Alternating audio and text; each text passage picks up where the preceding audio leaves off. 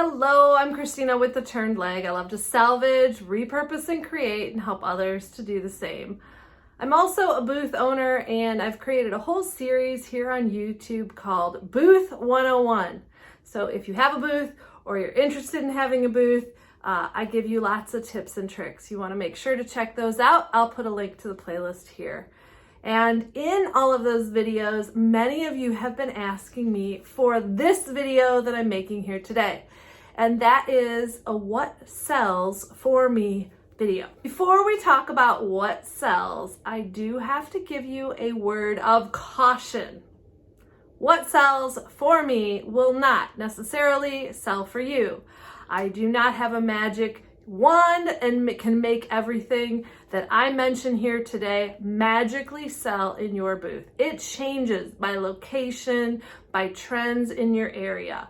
I also am going to give you a few tips on how you can encourage what you sell to sell too in this video, so stay tuned for that. One of the things to find out what's selling for you is to make sure you're analyzing your sales. Now, every month, I actually have a monthly sheet that I'm filling out, analyzing all of my metrics, all of my data on all of my social media, for my store, for my online store. I am tracking it all because I want to know where I'm standing. It is really important, even though some of you might not like those numbers and you might be afraid of them, you need to pay attention to the numbers because they will tell you what you need to do next. They'll also reassure you and give you some confidence. At least make sure, maybe you don't have as many resources in place, maybe you're only a booth owner, maybe you don't have an online store yet. Make sure you're analyzing your sales printout from your booth every month, looking over it, checking things. Maybe you want to sort things into categories like I did on this video. Numbers are important. They're going to help your business grow. Now let's talk about the process for this video, what I did and how I got my data. I took the past 3 months. So I took sales from July, August, and September, and I analyzed that information. And what I did as I went through my sales is I created categories based on items that were selling the most frequently. And we'll get into those categories, I promise. I also then calculated the average percent of sales from each category. So I could see how each area was selling each month. And then I did an overall average over the 3 months too. What do I sell? I've had a booth since 2015 at Plaza Antiques and Collectibles Mall in Lincoln Park.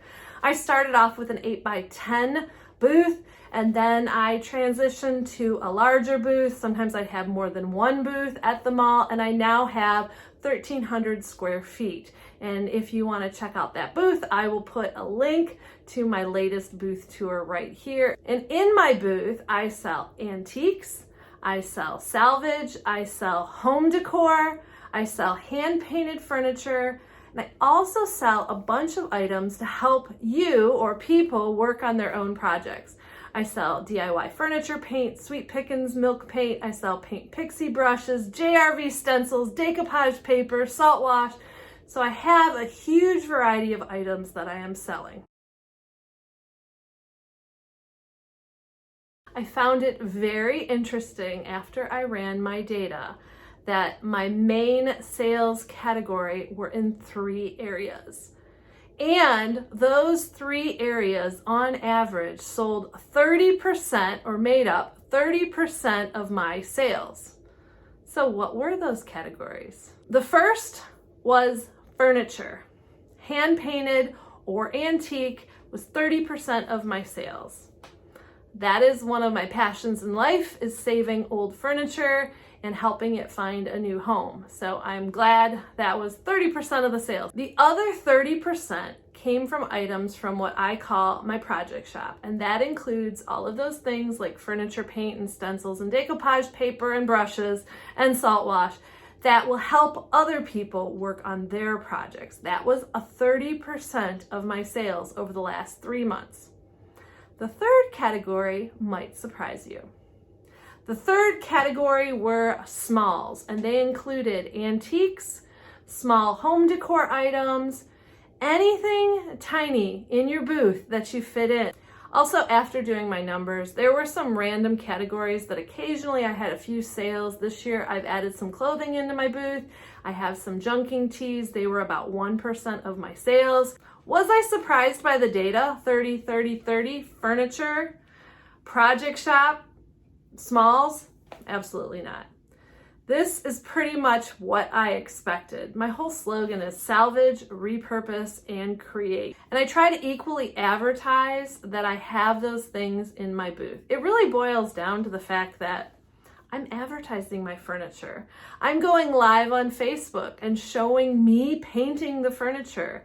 I am doing YouTube videos on how to paint furniture, and all the time that I'm doing that, I'm also encouraging people to go to my store and my booth and purchase those items. So I'm glad those are the things that are selling because that's what I'm advertising. So I'm not surprised that those things are selling.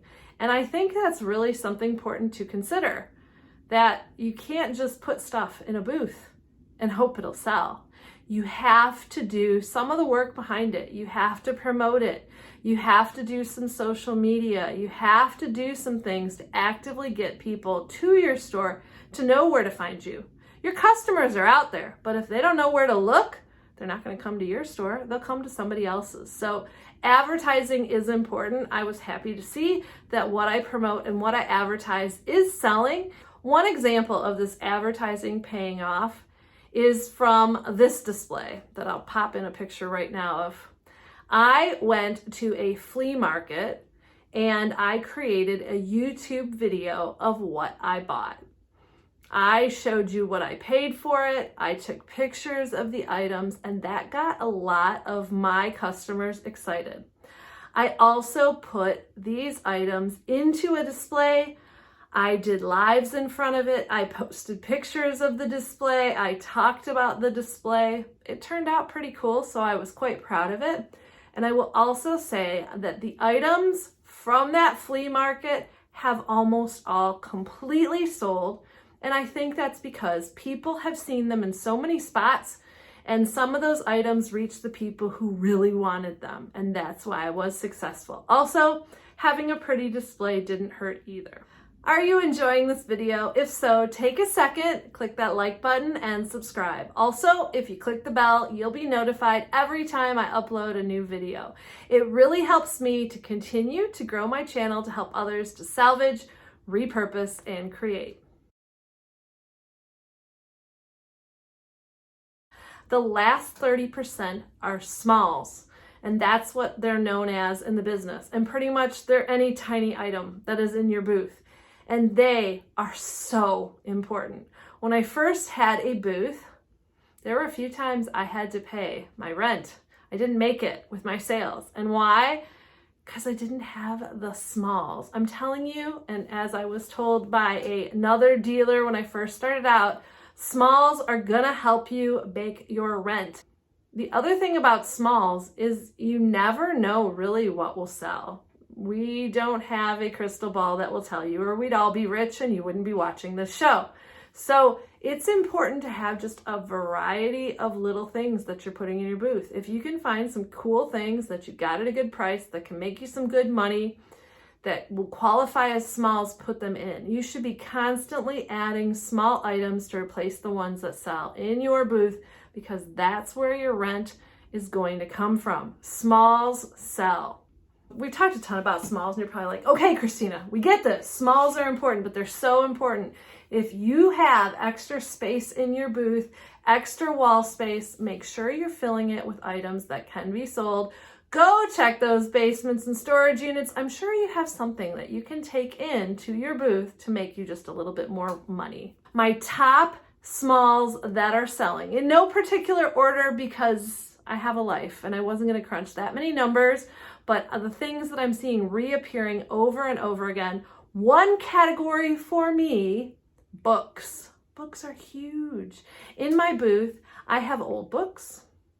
I have color blocking books, which means I take a whole bunch of books and I put them together by color, or for like fall, Halloween, I might put orange and black books. I will tie them together and price them as a color blocking book set.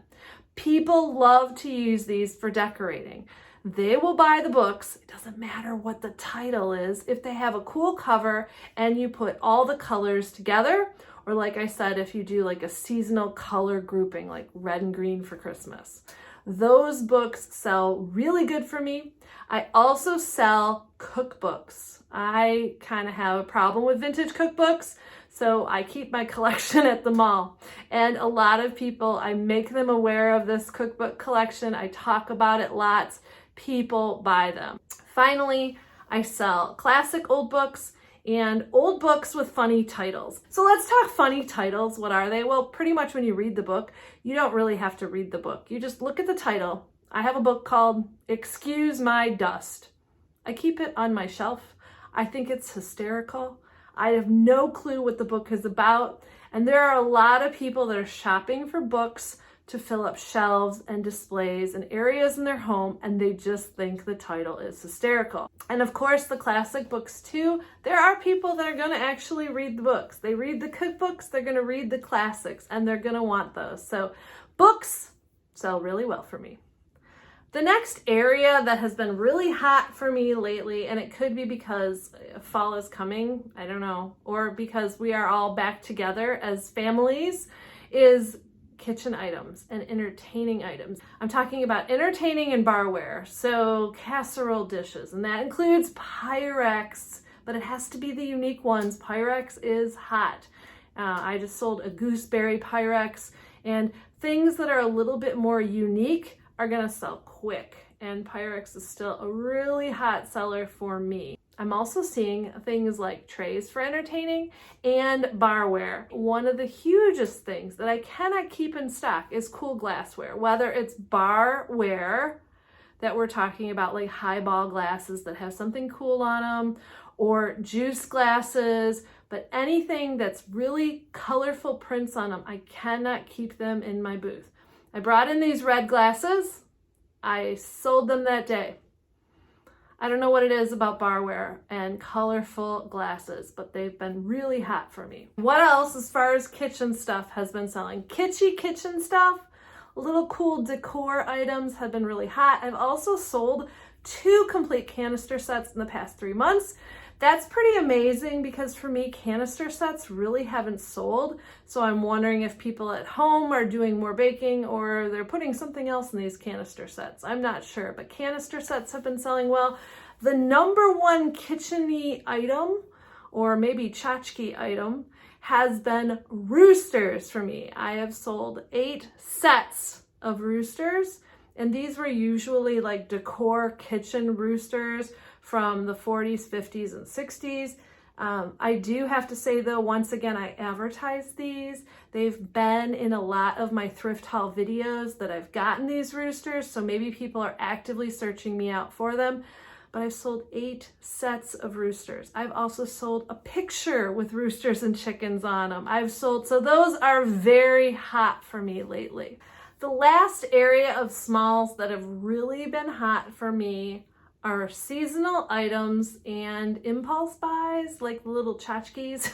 Those are things that customers really have no problem justifying and can usually find a spot in their home to put them. Whew, I know there's been a lot of information in this video. Let's talk about what have we learned, or should I say, what have I learned? Because actually it's my data. This information is gonna pertain to me specifically. So the number one takeaway from this is you need to take some time to know your data and your information.